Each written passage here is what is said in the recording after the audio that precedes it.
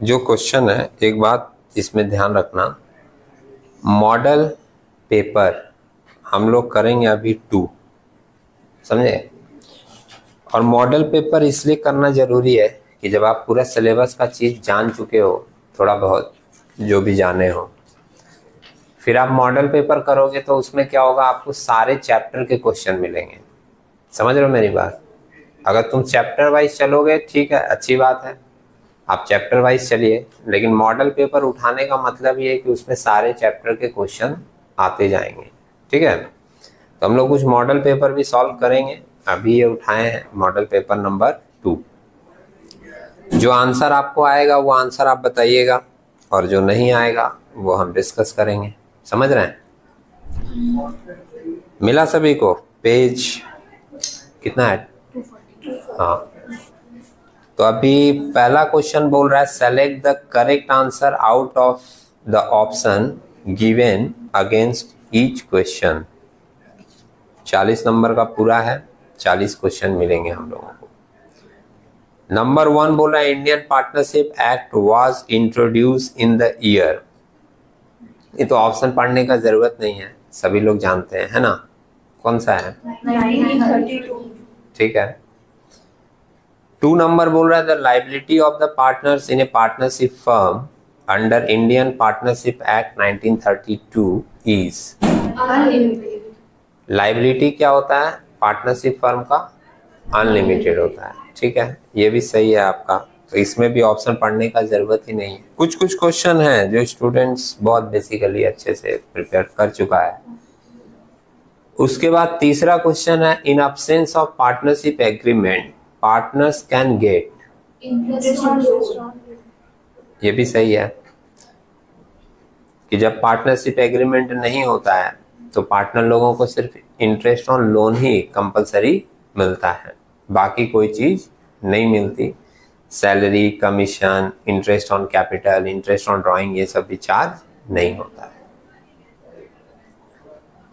Point number 4 है, question number 4 है partners current account are open when capital account are fixed. ठीक है, ये तो हम लोग जब चैप्टर पढ़ रहे थे तो बेसिक फॉर्मेट में ही लिखे थे और डिस्कस किए थे।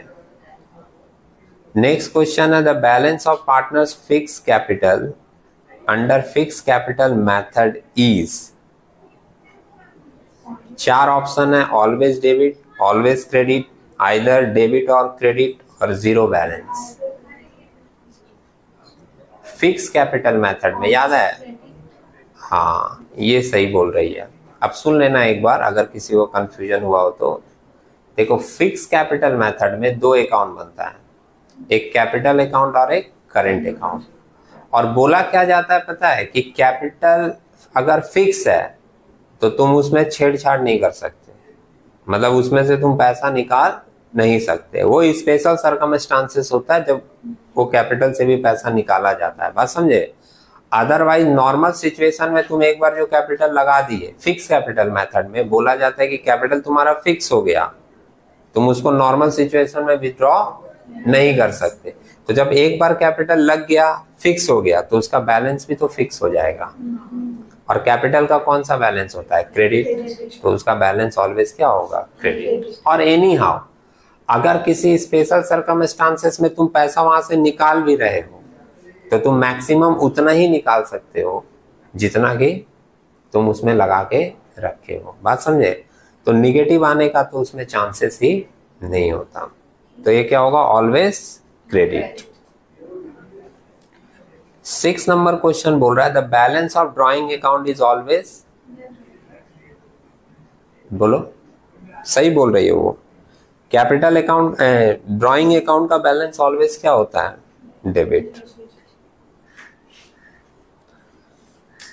ओके, अब देखो वॉइस थोड़ा धीरे धीरे कम होने लगा, नहीं जैसे जैसे क्वेश्चन आगे बढ़ने लगा वॉइस धीरे धीरे कम होने लगा। आज जब ये सब बोलना था पार्टनरशिप एक्ट का 1932, पार्टनरशिप की लायबिलिटी क्या होती है? अनलिमिटेड। क्योंकि ये जो बातें हैं वो शुरू से पढ़ा गया है, स्टूडेंट्स ये सब चीजें याद रखता है और उसके बाद धीरे धीरे एफर्ट डालना कम कर देता है। ये नॉर्मल सिनेरियो है, जैसे जब एकदम पढ़ाई स्टार्ट होती है ना, एकदम स्टार्टिंग जब होता है नया नया स्कूल वगैरह खुलता है तो पूरा एफर्ट के साथ स्टूडेंट पढ़ता है, फिर धीरे धीरे एफर्ट डाउन हो जाता है, फिर वो डाउन ही चलता है, फिर अप होता है जब एग्जाम का रूटीन आता है। बात समझे? तो उसी तरीके से चल रहा है, अच्छा है, कोई बात नहीं। 7 नंबर देखना, profit and loss appropriation account is nominal account है, ठीक है। 4 ऑप्शन है, उसमें ए नंबर में ये नॉमिनल, सही बोल रहे हो। कहीं कहीं पर सही बोल रहे हो तुम लोग, बस थोड़ा सा कॉन्फिडेंस क्या हो रहा है, डाउन हो रहा है ना। ये डाउन वाला कॉन्फिडेंस में क्या आता है सिनेरियो एग्जाम में, जैसे लगता है कि नॉमिनल है, फिर हम लोग अगल बगल देखते हैं, ये होगा ना ये फिर उसके बाद मारते हैं ए नंबर में टिक, समझे। और उसी में कोई अगर जैसे 3 लोग बोल रहा है ए नॉमिनल अकाउंट और एक बोल देगा पर्सनल अकाउंट होगा, अब तीनों कंफ्यूज हो जाएंगे अगर वो कॉन्फिडेंस में नहीं है तो, समझे। अब फिर तीनों एक दूसरे से वही डिबेट करेंगे। अगर जो पर्सनल बोल दिया उससे तो डिबेट पक्का है, पर्सनल होता है, पागल है क्या, नॉमिनल होता है, सर भी बोले थे नॉमिनल होता है, मैम भी बोली थी स्कूल में नॉमिनल ही होता है, समझे। डिबेट वहीं चालू हो जाता है। और जो वहां पर जो इन्विजिलेटर है फिर वो देखता है तुमको लास्ट वार्न कर रहा है, इस बार तुम बाहर जाओगे। खैर सही बोले तुम लोग, प्रॉफिट एंड लॉस एप्रोप्रिएशन एक नॉमिनल अकाउंट है। नेक्स्ट बोला इन the absence of partnership agreement, partnership agreement अगर नहीं हो, जिसको हम लोग पार्टनरशिप डीड भी बोलते हैं, समझे। डीड ये वर्ड याद रहेगा हमको हमेशा कुछ किस्से कहानियां हैं इसके भी, ठीक है।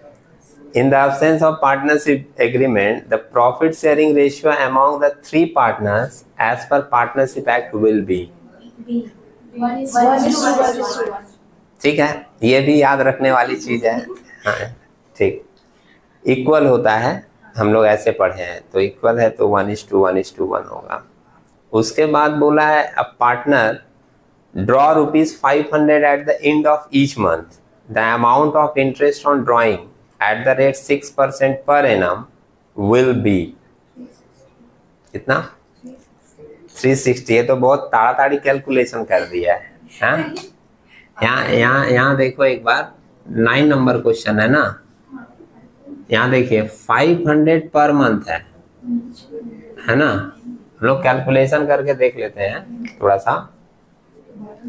500 पर मंथ है तो पहले तुमको इंटू 12 करना होगा, तब 1 साल का आएगा। उसके बाद कितना परसेंट बोला है, रेट है हम लोगों का यहाँ 6% है ना, तो करना होगा आपको 6/100, तब तो होगा 6%। और एक बात आपको नोट में लिखवाया गया था जब ये पढ़ाया जा रहा था पार्टनरशिप, कि if drawing is made at the end of each month then interest will be charged for 5.5 months। याद आया? if drawing is made at the end of each month, उसमें बोला है ना कि end of each month निकाला है, then interest will be charged for 5.5 months। 5.5 का मतलब क्या हुआ, 5.5 divided by 12, तब निकलेगा 5.5 महीने का। अब इसको काट पीट के निकाल दीजिए आप लोग, ठीक है। 2 शून्य यहाँ से कट गया, इसको ऐसे कर देंगे तो हो जाएगा 6 पंजे 30, 30। सुनिएगा, 6 को 5 से कर दिए तो 30 हो गया, 6 पंजे 30, और 30 को 5 से कर दो तो आएगा 150, और 30 का आधा 0.5 मतलब क्या है, आधा, तो 30 का आधा होता है 15, तो 150 और 15 165। होल्ड करना, पहले ये कैलकुलेशन समझ आया, क्योंकि वो 500 पर मंथ बोला था तो 1 साल का लिए, फिर 6% बोला तो 6/100, और at the end of each month है इसलिए लिए कितने महीने का, 5.5 महीने का। तो कैलकुलेट करके आ रहा है हमारा 165। इसमें ऑप्शन नंबर बी में बोला है 165, ठीक है। अगर ये नहीं मिलता, ऐसा कभी अगर कोई ऑप्शन ना मिले तो फिर वो नन ऑफ दिस भी ऑप्शन देता है, तो उसमें जाएंगे हम लोग। इसमें तो बी नंबर में है 165, दे दिए। अब 10 नंबर क्वेश्चन है, देखो।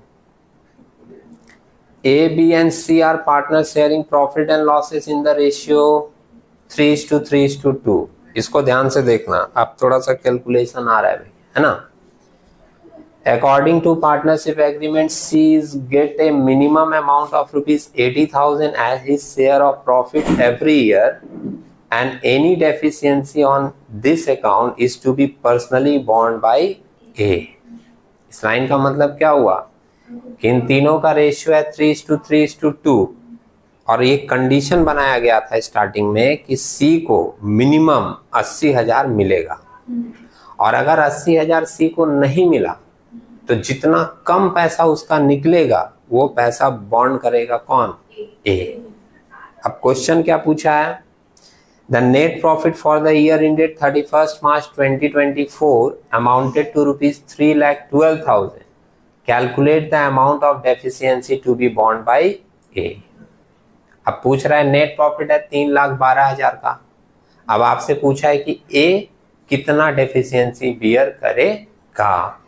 निकाल के देखते हैं कितना नंबर क्वेश्चन है, 10 नंबर। इतना ज्यादा बनाया है वो लाइन, बात समझे, लेकिन बहुत सिंपल सा थॉट है। देखो एक बार बोर्ड पर, कुछ लोग कर रहे हैं कैलकुलेशन, अच्छी बात है, एक बार देख लीजिए। ये नेट प्रॉफिट है और सी का रेशियो कितना है? 2/8, यही है ना, 3:3:2, तो 2/8, 3 3 6 और 2 8 जोड़कर, तो आप ए का निकाल दो कितना आएगा। अगर हम इसको काट दे तो 4 है ना, और 4 से इसको कैंसिल कर दे तो 28 और 32, 8, 78,000 आ रहा है, देखा 78,000। और मिनिमम कितना फिक्स हुआ था? 80,000। तो हम लोग का जो डेफिशिएंसी ए बियर करेगा वो कितने का होगा? 80,000 माइनस 78,000, क्योंकि 80 देने का बात था, 78 तो उसको मिल ही रहा है, तो कितना कम मिल रहा है? 2,000, और यही 2,000 कौन बियर करेगा? ए बियर करेगा। इसमें ऑप्शन नंबर डी है, तो ऑप्शन नंबर डी हम लोग दे देंगे कितना? 2,000। ठीक है, okay. Question number 11, Ajay Jadeja and Robin Singh were partners with a fixed capital of rupees 3 lakh and 2 lakh respectively. As per their partnership deed, interest on capital was allowed at the rate of 10% per annum। ठीक है, 3 लाख और 2 लाख का capital है और interest on capital उन लोगों को deed में लिखा हुआ है कि उन लोगों को मिलेगा 10% पर एनम के हिसाब से। अब बोल रहा है net profit for the year ended 31st March 2024 was rupees 30,000। The amount of interest on capital was credited to each partner's current account for the year ended 31st March 2024। Question समझ आया? 3 लाख और 2 लाख का कैपिटल है, deed में लिखा है कि 10% interest मिलेगा, तो हम लोग तो ऐसे ही 10% दे देते हैं। 3 लाख का 10% 30,000, 2 लाख का 10% 20,000। लेकिन आगे वाले लाइन में बोला है कि इस साल का प्रॉफिट उन लोगों का हुआ है कितना? सिर्फ 30,000। समझ रहे हो? तो एक नियम है, नियम क्या है कि इंटरेस्ट ऑन कैपिटल आपको मिलेगा, बट वो इंटरेस्ट ऑन कैपिटल का अमाउंट आपके प्रॉफिट से ज्यादा नहीं होना चाहिए। बात समझ रहे हो? तुम अगर 3 लाख का 10% 30,000 एक को दे दिए, 2 लाख कैपिटल है उसका 10% 20,000 दूसरे को दे दिए, तो 30,000 और 20,000 मिला के तो 50,000 इंटरेस्ट ऑन कैपिटल चला गया। तुम 50,000 इंटरेस्ट ऑन कैपिटल दे कहां से पाओगे? तुम्हारे पास तो प्रॉफिट ही 30,000 है। समझ रहे हैं मेरी बात? तो इस केस में क्या होगा कि उन लोगों का जो कैपिटल का अमाउंट है उसका रेशियो निकाला जाएगा, और जो प्रॉफिट है वो उस रेशियो में ही उन लोगों को इंटरेस्ट ऑन कैपिटल के नाम पे दे दिया जाएगा। बात समझे? या तुम ऐसे बोल सकते हो कि उन लोगों का इंटरेस्ट ऑन कैपिटल जितना भी आए, लेकिन 30,000 से ज्यादा उन लोगों को हम दे नहीं सकते, तो तुम्हारा इंटरेस्ट ऑन कैपिटल दोनों का मिला के कितना आ रहा है? 50,000। एक का 30,000 और एक का 20,000, 50,000। लेकिन हम लोग 50,000 उन लोगों को नहीं दे सकते, हम लोग मैक्सिमम कितना दे सकते हैं? 30,000। अब क्वेश्चन होगा कि ये 30,000 कैसे देंगे, तो ये 30,000 हम उन लोगों को रेशियो में बांट देंगे। किस रेशियो में? 3:2, जो उन लोगों का कैपिटल का रेशियो है।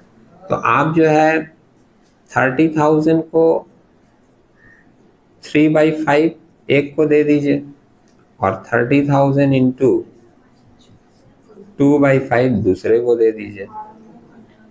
18 और 12 आएगा, है ना? 18,000 और 12,000। अब जरा जाके देख लो ऑप्शन कौन सा वाला में है ये? सी। तो सी ऑप्शन हमारा आंसर होगा। समझ रहे हो? नेक्स्ट क्वेश्चन बोला the excess of actual profit over normal profit is called super profit. Normal profit के ऊपर जितना प्रॉफिट होता है एक्स्ट्रा, उसको हम लोग सुपर प्रॉफिट बोलते हैं। क्या ये बात सत्य है? सही है, तो इसका आंसर ये होना चाहिए ट्रू। 30 नंबर में बोल रहा है goodwill is to be valued at 2 years purchase of the average profit of the last 3 years। हम लोग गुडविल वैल्यूएशन वाला सम अभी रिसेंटली किए हैं, याद है? उसमें एक व्यक्ति एब्सेंट भी हुआ करता था। खैर देखिए, गुडविल फिर से क्वेश्चन पढ़ रहे हैं। Goodwill is to be valued at 2 years purchase of average profit of the last 3 years। The profit of the last 3 years were 20,000, फिर 5,000 का लॉस है and 15,000, then the value of goodwill. यहाँ देखिए बोर्ड पर कितना कितना है? 20,000 माइनस 5,000 लॉस है ना, और प्लस 15,000, ठीक है, डिवाइडेड बाई 3। तो 3 साल का एवरेज प्रॉफिट आ जाएगा। 5 और 5 हटा देंगे, 20 और 10 30। 30,000 डिवाइडेड बाई 3 कितना आ जाएगा? 10,000। और कितना ईयर्स का परचेज बोला था? 2 years परचेज, है ना? तो इंटू 2 years कर देंगे, आंसर आ जाएगा कितना? 20,000। देखो आंसर में दिया है 20,000। ऑप्शन नंबर सी, ठीक है। उसके बाद 14 नंबर क्वेश्चन बोल रहा है if the average profit is 3 lakh, normal rate of return is 12% and the amount of capital employed is 22 lakh, then the value of goodwill under capitalization method will be। अच्छा, आप लोगों को पढ़ाया गया था, याद होगा किसी को? कैपिटलाइजेशन मेथड में 2 मेथड होता है, एक capitalisation value of average profit method और एक capitalisation value of super profit method. बात समझे? दोनों ही मेथड में रिजल्ट सेम आता है, मतलब आंसर आपका सेम आएगा, वैल्यू ऑफ गुडविल सेम आएगा। तो जब किसी मेथड का नाम नहीं लिखा रहेगा, तुम कोई भी मेथड, मतलब कैपिटलाइजेशन का जो 2 मेथड है उसमें दोनों में कोई भी मेथड अप्लाई करके निकाल दो।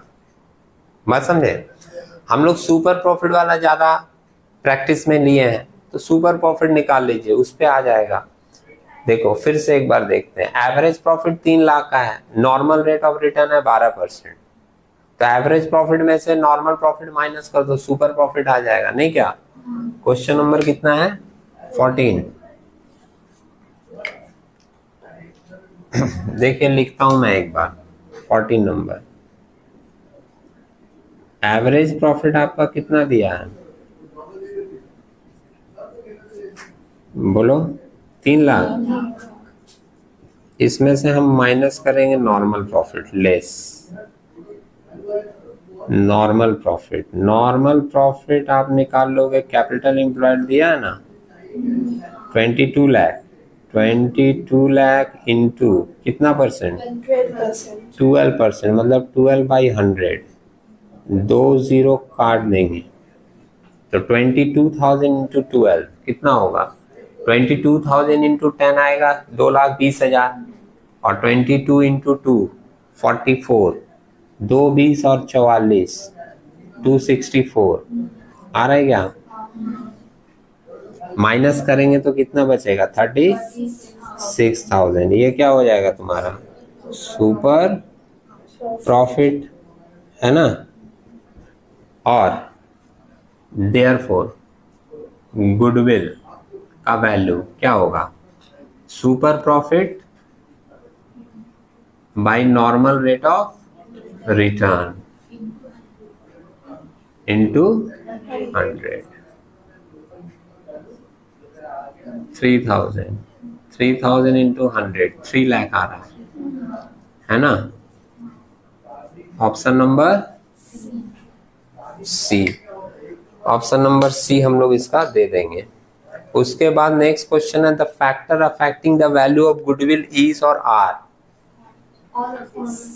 ऑप्शन है nature of the business, favourable location, efficient management, all of this. All of this है ना।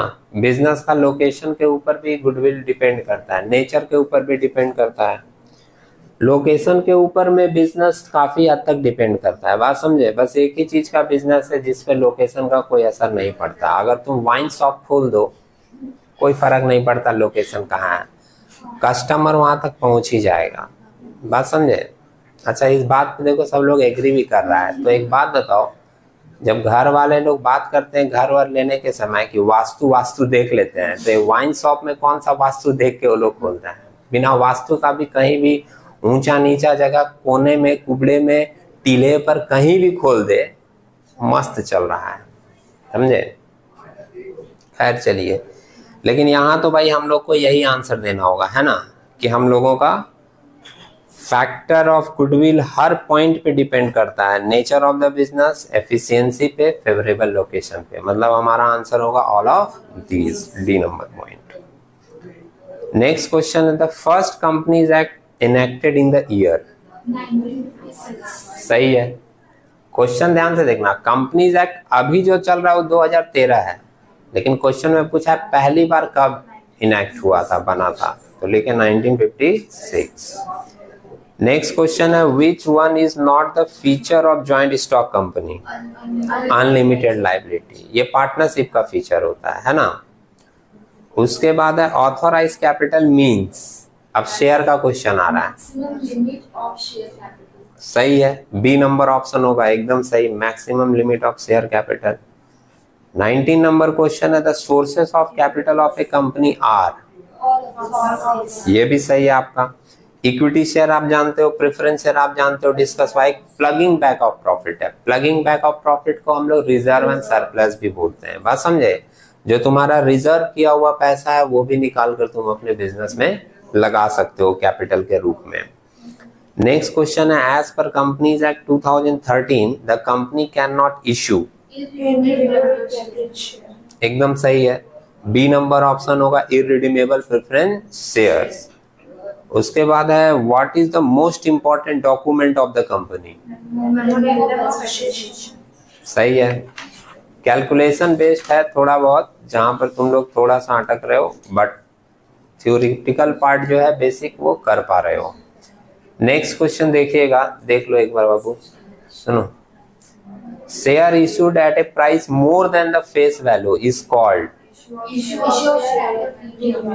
बी नंबर ऑप्शन होगा, सही है।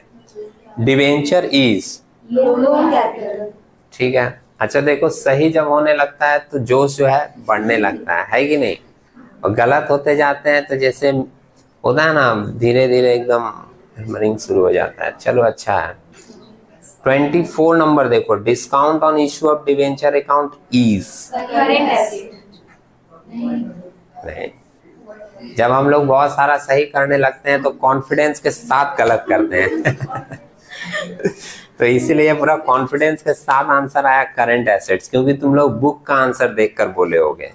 ये गलत आंसर बुक में दिया है, सुन लीजिएगा। ये जो है ना, discount on issue of debenture account is a fictitious asset. सुने, बुक में चीजें मिस्टेक हो सकती हैं, ऐसा नहीं है कि उसमें जो भी लिखा है सारा का सारा चीज सही होगा। सुने, तो वो बुक में जैसे बी नंबर ऑप्शन दिया है current assets, but discount on issue of debenture is a fictitious asset. 25 number देखो, सुनो। 25 नंबर में आपको करना क्या है, मैच द कॉलम करना है। सुने, तो एक बार ध्यान से देखना। Point number 1। अच्छा, इसमें और एक बात है, जैसे मान लो हमको मैच द कॉलम करना है और इसमें 4 ऑप्शन है, 1 2 3 4। बात समझे। जरूरी नहीं है तुमको चारों आता हो, ठीक है। 2 आएगा तो मैच करके देख लेंगे, जब 2 मेरा मैच हो रहा है तो बाकी 2 वही होगा, ठीक है। अच्छा, स्टूडेंट जो है वो बहुत इंटेलिजेंट हो गए हैं, है ना। खैर देखिए, debenture are transferable by mere delivery. ये मैं एक बार डिस्कस भी किया था, इसको क्या बोलते हैं। मैं डिवेंचर का डिस्कशन कर रहा था, याद है हमको, उसमें बहुत सारे डिवेंचर के पार्ट्स थे और आज आई नहीं है वो सुहानी, उस पर क्वेरीज की थी बहुत सारा, ये प्रीति भी की थी। इस तरीके का भी डिवेंचर होता है, इस तरीके का भी डिवेंचर होता है, याद है वो उस दिन मैंने ये डिस्कस किया था पॉइंट। मैं फिर से बता दूं, debenture are transferably by mere delivery. ये होता है क्या पता है, ये है आपका बियरर डिवेंचर, ठीक है। उसके बाद है number 2, debenture redeemable either in lump sum और इंस्टॉलमेंट। मतलब डिवेंचर को तुम रिडीम कर सकते हो लमसम में भी या इंस्टॉलमेंट में भी। वो कौन सा होगा, रिडीमेबल डिवेंचर, ये तो तुम लोग जान रहे हो। उसके बाद है excess value of net assets consideration. जैसे परचेस कंसिडरेशन कम है और नेट एसेट्स ज्यादा है, तो जो डिफरेंस होता है उसको हम लोग बोलते हैं कैपिटल रिजर्व। और अगर मान लीजिए नेट एसेट कम है और परचेस कंसिडरेशन ज्यादा पे कर रहे हैं, तो उसको हम लोग बोलते हैं गुडविल। जैसे तुम्हारा नेट एसेट्स है 1 लाख का और तुमको पेमेंट देना पड़ रहा है कंपनी को 1,20,000, तो तुम 20,000 एक्स्ट्रा किस चीज का दे रहे हो, गुडविल का। और अगर तुम नेट एसेट से कंपनी का 1 लाख का और तुम पेमेंट दे रहे हो उसको 80,000 कम दे रहे हो, तो कम वाला पार्ट को हम लोग बोलते हैं कैपिटल रिजर्व। तो सी नंबर में बोला है कि 3 नंबर पॉइंट में बोला है कि हम लोग नेट एसेट ज्यादा है, कंसिडरेशन कम है, तो कैपिटल रिजर्व होगा। और 4 नंबर में बोला है परचेस कंसिडरेशन ज्यादा है, नेट एसेट कम है, तो ये गुडविल होगा। समझे? अब मिला के देख लो, 1 का डी, 2 का ए दिख रहा है। सी नंबर पॉइंट देखना, उसमें मिलेगा 1 का डी, 2 का ए, 3 का सी और 4 का बी मिला। तो ऑप्शन नंबर सी जो है वो इसका करेक्ट आंसर होगा। 26 नंबर क्वेश्चन है, which of the following is the limitation of financial analysis. Limitation बोला है, window dressing, basis of valuation, lack of accuracy, all of this.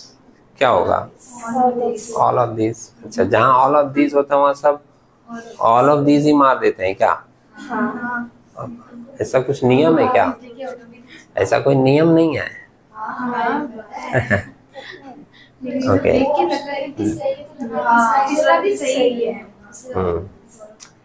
27 number बोल रहा है, व्हेन फाइनेंशियल स्टेटमेंट ऑफ 2 और more organisation are analysed it is called inter firm analysis. B number point है, सही है। फिर the most commonly used tools for financial analysis are, all of this. हाँ, financial statement में ratio भी होता है, कॉमन साइज भी होता है, कंपैरेटिव स्टेटमेंट भी होता है, ठीक है। फिर 29 बोल रहा है आपसे, fix assets of a company increase from 3 lakh to 4 lakh. ये कैलकुलेशन वाला है, थोड़ा समझ लीजिएगा। What the percentage of changes, मतलब हमारे कंपनी का फिक्स एसेट्स हो गया है, एक बार यहाँ देखना, लिख के दिखाता हूँ कितना नंबर है, 29। हाँ, इसका एक बार देख लीजिएगा, अगर कैलकुलेशन नहीं किसी को पता हो तो देखना। बोल रहा है प्रीवियस ईयर में 3 लाख था और अब जो है करंट ईयर में 4 लाख हो गया, दिख रहा है। तो आपका चेंज कितने का होगा, 1 लाख का, दिख रहा है सबको। तो इसका बोल रहा है परसेंटेज चेंज कितना होगा, तो बड़ा सिंपल होता है परसेंटेज चेंज निकालना। जितना चेंज हुआ है वो ले लीजिए, 1 लाख दिखा, और इसको डिवाइड कीजिए प्रीवियस ईयर से। प्रीवियस ईयर को हम लोग बेस ईयर भी बोलते हैं, क्या बोलते हैं, बेस ईयर। 3 लाख से डिवाइड करेंगे और परसेंटेज निकालना है तो इंटू 100 होगा। 100 का 1/3 करना है आपको, समझ रहे हो। तो 100 का 1/3 होता है 33.333%। ये दिया है परसेंटेज सम्स में, डी नंबर ऑप्शन है ना। उसके बाद क्वेश्चन नंबर 30 है, आइडल करंट रेशियो इज। ये तो याद रखने वाली बात है, क्या होगा, 2:1। आइडल करंट रेशियो कितना है, 2:1। ये याद रखने वाली बात है। रेशियो वाले चैप्टर जो हम लोग किए ना अभी लास्ट वीक ही, तो उसके सम्स किए हैं, उसमें जो बेसिक चीजें याद रखने वाली है उसको आप लोग थोड़ा याद कर लीजिएगा। समझ रहे हैं मेरी बात? उसके बाद है क्विक एसेट्स। अब देखो जो फॉर्मूला, सुन लो बाबू, ये जो अभी बोले आइडल करंट रेशियो ना, इस तरीके का बहुत सारा रेशियो है जिसका एक आइडल फॉर्मेट है, उसको पढ़ लीजिएगा, किसी ना एक का दे ही देता एग्जाम में। इसके बाद नेक्स्ट क्वेश्चन है क्विक एसिड्स। आप देखो जितना फॉर्मूला आपको लिखवाया गया वो फॉर्मूला में से उठा के भी तो एमसीक्यू बन सकता है। अब क्विक एसिड्स में 4 ऑप्शन दिया है, उसमें से क्या होगा? हम लोग क्विक एसिड्स क्विक रेशियो का फॉर्मूला क्या लिखे हैं पता है? Current assets minus stock minus prepaid expenses divided by current liabilities minus bank overdraft. तो इसमें तुम देखो डी नंबर ऑप्शन में तुमको दिख रहा है क्विक एसेट्स का मतलब क्या है, ये पूछा है। तुम लोग लिख देंगे क्विक एसेट का मतलब है current asset minus inventory minus prepaid expenses. सुने? अच्छा, कुछ लोग वो सेकंड ऑप्शन को भी कंसीडर कर सकते हैं जिसमें प्लस इन्वेंट्री लिखा है, दिख रहा है? वो सही है या गलत? गलत है। क्लियर है ना सभी का मैटर? वहां पे डाउट नहीं है ना?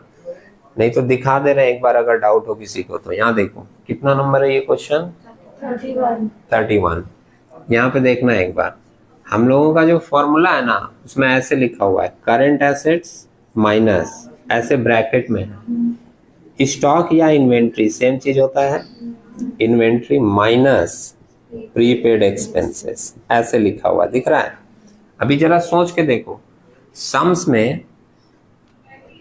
ऐसे ब्रैकेट नहीं है, तो अगर तुम ब्रैकेट ओपन करोगे तो करंट एसेट्स माइनस, यहां पर प्लस है, सॉरी, ठीक है। अगर ब्रैकेट ओपन करोगे तो ये माइनस इन्वेंट्री हो जाएगा और ये जो प्लस है वो माइनस के साथ जाकर माइनस प्रीपेड एक्सपेंसेस हो जाएगा। समझ रहे हैं मेरी बात? तो कभी कभी फॉर्मूला में इस फॉर्म में लिखा रहता है चीज, इसको देखकर कुछ लोग सोचते हैं कि प्लस होगा, कहीं पर भी नहीं। सम यहाँ पर जो दिया हम लोग के क्वेश्चन में उसमें क्या क्या ब्रैकेट हटा के इंफॉर्मेशन दिया है, तो आप इस फॉर्म में उसको सोचिएगा अरेंज करके। इसलिए आंसर कौन सा होगा इसका? डी नंबर ऑप्शन होगा। फिर 32 नंबर क्वेश्चन देखो क्या बोला है, स्टॉक टर्नओवर रेशियो का क्या फॉर्मूला होता है? Cost of goods sold divided by average stock, ये होता है ना स्टॉक टर्नओवर रेशियो का फॉर्मूला। तो ऑप्शन सी में देखो दिया है ना, cost of goods sold divided by average stock, है ना, सी नंबर ऑप्शन। इसके बाद 33 नंबर क्वेश्चन क्या पूछ रहा है, if creditors turnover ratio is 8 what will be the average payment period. अच्छा, ये जब पीरियड वाली बात आती है तो मैंने कहा था कि जितना भी फॉर्मूला है जिसमें पीरियड आता है उसमें वो मंथ में भी हो सकता है, डेज में भी हो सकता है, वीक में भी हो सकता है। ऑप्शन देख लो पहले किस में दिया है, मंथ में दिया है ना, तो मंथ में कैलकुलेट करोगे। 33 नंबर है ना, हम लोगों से पूछा है एवरेज पेमेंट पीरियड। देखो 33 number average payment period, average payment period, average payment period का फॉर्मूला है, फॉर्मूला हम लोगों का क्या है 12 divided by creditors turnover ratio. तो 12 divided by creditors turnover ratio कितना दिया है सम्स में 8, इसको डिवाइड करेंगे तो आएगा 1.5। 12 को 8 से डिवाइड करो कितना आ रहा है 1.5 आएगा। ऑप्शन दिया है इसमें 1.5 दिया है, दिख रहा है। तो 1.5 को हम लोग 1.5 ही तो बोल सकते हैं, 1.5 मंथ्स। ये सब फॉर्मूलाज आपको याद रखना पड़ेगा, समझ रहे मेरी बात? अब इसीलिए रेशियो का सम्स करवाने के समय भी बोले हैं कि अगर फॉर्मूलाज याद है तभी तुम्हारा माइंड उस पर वर्क कर पाएगा। एक लाइन की बात है लेकिन याद रखना होगा कि 12 divided by creditors turnover ratio करते हैं तो आ जाता है average payment period. Next question है कि if stock turnover ratio is 6 and the average stock is 40,000 then the cost of goods sold will be। अब इसमें तुम स्टॉक टर्नओवर रेशियो का फॉर्मूला अप्लाई कर दो, है ना। 34 नंबर क्या स्टॉक टर्नओवर रेशियो फॉर्मूला क्या है, cost of goods sold divided by average inventories. अब सम्स में स्टॉक टर्नओवर रेशियो कितना दिया है 6, कॉस्ट ऑफ गुड्स सोल्ड कितना दिया है दिया ही नहीं है। एवरेज दिया हुआ है 40,000, मतलब कॉस्ट ऑफ गुड्स सोल्ड ही निकालना है हम लोगों को। एवरेज कितना दिया है? 40,000। तो बस क्रॉस मल्टीप्लाई हो जाएगा, निकल जाएगा। Cost of goods sold equal to आ जाएगा 6 × 4 24, 2,40,000। समझ रहे हैं? क्रॉस मल्टीप्लाई कर दीजिए। कॉस्ट ऑफ गुड्स सोल्ड आ गया कितना? 2,40,000। Option C. 35 नंबर देखो, बोला if gross profit ratio is 12% on cost price and the selling price is 2,24,000, then the gross profit will be। अच्छा देखो, सेलिंग प्राइस दिया है 2,24,000 और परसेंटेज दिया है 12% किस पर? कॉस्ट प्राइस पे। ये बहुत बेसिक बात है, ध्यान में रखना। परसेंटेज है कॉस्ट पे और अमाउंट दिया है सेल का, तो तुम कॉस्ट वाला परसेंटेज सेल प्राइस के ऊपर डायरेक्ट अप्लाई नहीं कर सकते। मानते हो इस बात को? परसेंटेज दिया है कॉस्ट में और अमाउंट दिया है सेल का, तो तुम कॉस्ट प्राइस वाला परसेंटेज डायरेक्ट सेलिंग प्राइस पे अप्लाई नहीं कर सकते। तो तुम उसमें क्या करोगे? एक थॉट अप्लाई करोगे। यहाँ पर लिख रहे हैं हम, देखोगे 35 नंबर है ना, 35 का है ना, 35 नंबर का है। हाँ देखिए, इसमें हम मान लेते हैं लेट कॉस्ट प्राइस भी 100, तो ग्रॉस प्रॉफिट जो है बोला इसका 12%, तो 12 हो जाएगा, तो 112 हो जाएगा सेलिंग प्राइस। मानते हो? जैसे कॉस्ट को मान लिया 100, तो प्रॉफिट कॉस्ट पर ही तो बोला है 12%, तो 100 का 12% कितना होगा? 12। तो जोड़कर ही आता है सेल। सेल कितना आ जाएगा? 112। और सम्स में देखो सेलिंग प्राइस दिया हुआ है, कितना दिया है? 2,24,000। 2,24,000 ये सेलिंग प्राइस है। ये तो माना हुआ चीज है, लेकिन ये तो एक्चुअल है। तो अब अगर 2,24,000 कितने को रिप्रेजेंट कर रहा है? 112 को, तो 112 से डिवाइड करो, तुमको 1 का वैल्यू मिल जाएगा। अब प्रॉफिट कितना है? 12 रुपए का, तो जो चाहिए होता है उससे मल्टीप्लाई करते हैं, 12 से मल्टीप्लाई कर दो, तुमको ग्रॉस प्रॉफिट मिल जाएगा। ये हमको जैसे लग रहा है 2 बार में कट जा रहा है पूरा, नहीं क्या? 112 × 2 224, तो 2,000 आ गया। 2,000 × 12 कर देंगे, 12 दूनी 24, 24,000 आ जाएगा। जब भी, इस बात को ध्यान से सुन लीजिए, जब भी रिवर्स वे में परसेंटेज दिया रहेगा ना, ये वाला थॉट अप्लाई करोगे। रिवर्स वे में परसेंटेज मतलब जैसे परसेंटेज कॉस्ट पे दे दिया, अमाउंट दे दिया सेल का। उल्टा भी कर सकता है, परसेंटेज सेल पे दे दिया, अमाउंट दे दिया कॉस्ट का। तो तुम हमेशा क्या करोगे? ये वाला तरीका मान के करोगे।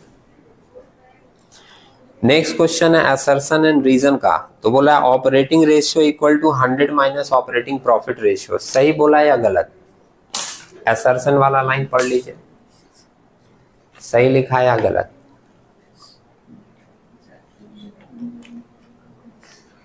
बोला है operating ratio is equals to 100 minus operating profit ratio. सही है? फिर से बोल रहे हैं तीसरी बार, आपको सारा रेशियो याद रखना पड़ेगा रेशियो वाला सम्स करने के लिए, क्योंकि ये तो फॉर्मूला है। ऑपरेटिंग रेशियो का मतलब होता है operating cost ratio. Operating ratio जो वर्ड है ना, ऑपरेटिंग रेशियो अगर खाली लिखा रहता है तो वो इंडिकेट करता है ऑपरेटिंग कॉस्ट रेशियो। और ऑपरेटिंग कॉस्ट कैसे निकलेगा? 100 में से प्रॉफिट हटा दीजिए, कॉस्ट आ जाएगा। तो वही तो वो लिखा है, देखो ध्यान से। ऑपरेटिंग रेशियो मतलब operating cost ratio. Operating ratio word ही इंडिकेट करता है कि वो ऑपरेटिंग कॉस्ट रेशियो है। Is equals to 100 minus operating profit ratio. 100 में से ऑपरेटिंग प्रॉफिट रेशियो हटा दो, ऑपरेटिंग कॉस्ट रेशियो आ जाएगा। तो ये लाइन तो सही है, असर्शन सही है। अब रीजन क्या बोला है? Operating ratio is computed to reveal the operating margin on product sold. Operating ratio का मीनिंग अभी समझे ना? ऑपरेटिंग रेशियो का मीनिंग क्या बोला गया? कि operating ratio means operating cost ratio, ठीक है। अब ऑपरेटिंग कॉस्ट रेशियो अगर है तो रीजन में क्या बोल रहा है कि operating ratio is computed to reveal the operating margin on product sold. क्या ऑपरेटिंग रेशियो आप कंप्यूट करते हो तो आपको ये रिवील करके देता है operating margin on product sold, गलत है। तुमको ऑपरेटिंग रेशियो का मतलब, एक मिनट, ऑपरेटिंग रेशियो का मतलब अभी क्या बोल रहे हैं? Operating cost ratio. तो कॉस्ट रेशियो हमको मार्जिन निकाल के देगा, वो तो ऑपरेटिंग प्रॉफिट रेशियो मार्जिन निकाल के देगा। समझ रहे हैं मेरी बात? ऑपरेटिंग प्रॉफिट रेशियो होता तो वो हमको मार्जिन निकाल के देता। ऑपरेटिंग रेशियो का मतलब देखो, चौथी बार बोल रहे हैं अभी के क्लास में, पहले जो बोला गया छोड़ दो। ऑपरेटिंग रेशियो का मतलब होता है ऑपरेटिंग कॉस्ट रेशियो। ठीक, अब शांति से सोचो कि वो आपसे क्या बोल रहा है रीजन में, कि ऑपरेटिंग रेशियो जो कि ऑपरेटिंग कॉस्ट रेशियो है, ऑपरेटिंग रेशियो आपको रिवील करके देता है ऑपरेटिंग मार्जिन? वो तो ऑपरेटिंग प्रॉफिट रेशियो रिवील करके देगा। समझ रहे हो मेरी बात? तो इसका असर्शन सही है लेकिन रीजन गलत है। तुम्हारा ऑप्शन कौन सा होगा? Option C, assertion is true but reason is false. और उसके बाद है 37 नंबर, टोटल एसेट्स टू डेब्ट रेशियो इज, क्या बोलते हैं उसको? Solvency ratio. ठीक है, हाँ, टोटल एसेट टू डेब्ट रेशियो इज सॉल्वेंसी रेशियो। 38 में बोला है करंट एसेट्स है 8 लाख का, करंट लायबिलिटीज है 1,60,000 का, कैश सेल्स है 12,80,000 की, क्रेडिट सेल है 6,40,000 का। Calculate working capital turnover ratio. Working capital turnover ratio का मतलब होता है total sales divided by working capital. Formula है इसका, total sales divided by working capital. अब तुम लोग बताओ टोटल सेल्स कितना है, कितना नंबर सम से है? 38। 38 में पहुंच चुके हैं हम लोग। टोटल सेल्स आपको कितना दिखाई दे रहा है? जोड़ लीजिए ना भाई, 1280 कैश सेल्स है और 640 क्रेडिट सेल है। 12 और 6 18, 8 4 12, 19,20,000। 19,20,000 टोटल सेल्स हो गया। ये आपका क्या है? Total sales. अब आपको लेना है वर्किंग कैपिटल। वर्किंग कैपिटल कैसे होता है? Current asset minus current liabilities. तो 8 लाख का करंट एसेट्स है और 1,60,000 का करंट लायबिलिटीज है। 8 लाख में 160 माइनस करोगे तो 6,40,000 आएगा। देखा? अब इसको आप कैंसिल कर लो, 3 टाइम्स में कैंसिल हो रहा है ना? 3 टाइम्स आंसर आएगा। कितना नंबर ऑप्शन में है? बी नंबर, है ना? अच्छा, ये भी एक बी नंबर ऑप्शन है ना? ठीक है। उसके बाद 39 नंबर में क्या बोला है? टोटल सेल्स है 15,40,000 का, सेल्स रिटर्न है 40,000, तो नेट सेल कितने का हो जाएगा? 1540 में 40 माइनस कर दीजिए, 15 लाख का नेट सेल्स। फिर बोला है फिक्स एसेट्स है 5 लाख का, then fix assets turnover ratio will be, क्या होगा?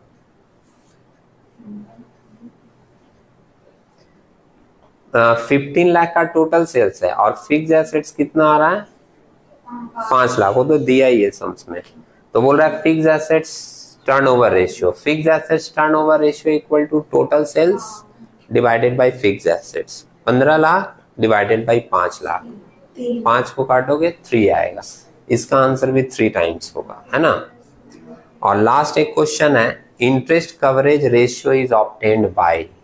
तो ये फिर से फॉर्मूला वाली बात पूछा है कि इंटरेस्ट कवरेज रेशियो कैसे निकलता है। 4 ऑप्शन है, उसमें ऑप्शन सी देख रहे हो, earning before interest and tax divided by interest on debt. उसको EBIT भी बोलते हैं, earning before interest and tax. इस तरीके से फॉर्मूला लिखवाए हैं EBIT, है ना? EBIT divided by interest on debt, option C होगा। सुने? तो जैसे ये मॉडल पेपर अभी हम लोग पूरा डिस्कस किए, इसमें सारा चैप्टर का एक ओवरव्यू आया ना? अभी हम लोग इसी तरीके से आगे भी मॉडल पेपर डिस्कस करते रहेंगे। सुने? आप लोग भी थोड़ा चैप्टर वाइज पढ़ते रहिएगा। जैसे आज रिप्लाई बहुत अच्छा आया था, बिग टफ वाला मॉडल पेपर उठाएंगे, नहीं रिप्लाई स्लो हो जाएगा। ये वाला चलो ठीक है, बहुत अच्छा किया, थैंक यू। आज ही